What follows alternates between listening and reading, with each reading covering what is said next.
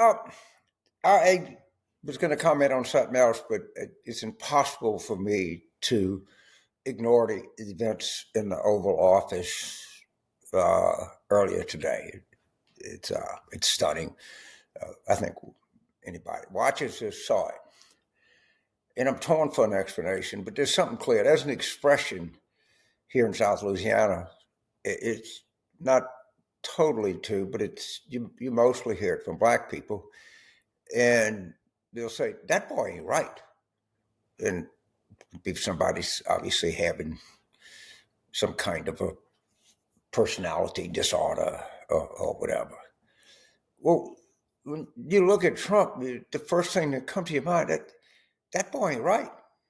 And we've seen so much, and we've gotten so hoo-hard, and all of the crazy things that he does. We've kind of become immune to him. Or, I mean, it's almost like a yawn. And this one just stuck out as something really, even by Trumpian standards, was hard to do something extraordinary. And us being rational people, us being people that believe in reason, are going to tend to wonder what was the cause of this? What was the cause of this?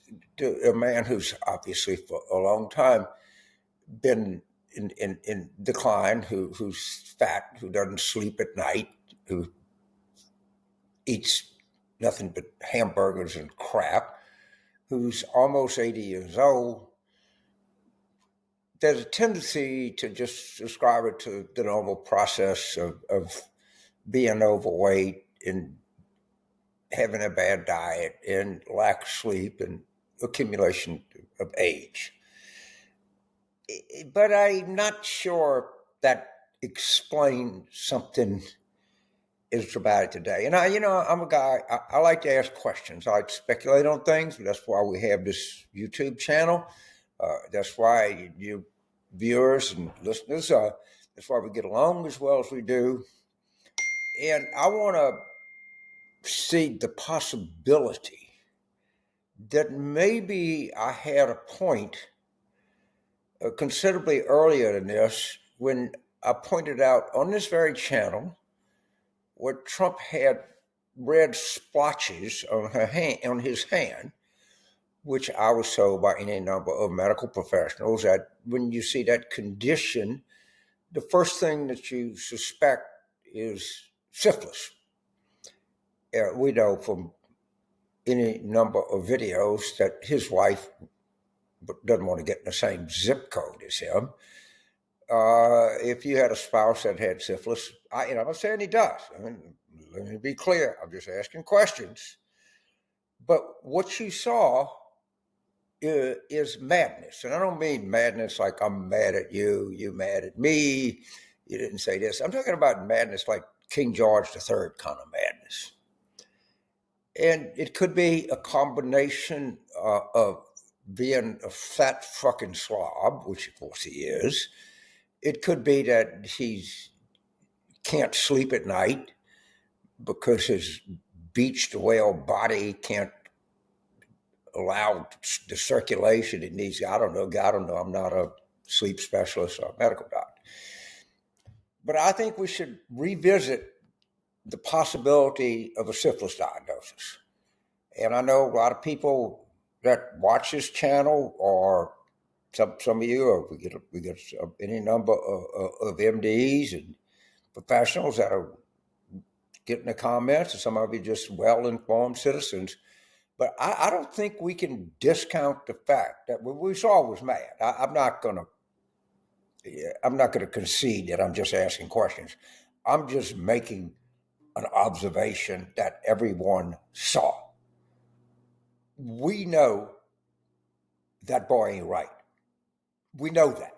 We saw it. And we know that even in the world of Trumpian standards, the kind of oxymoron to say Trumpian standards, but we know this represents a significant deterioration.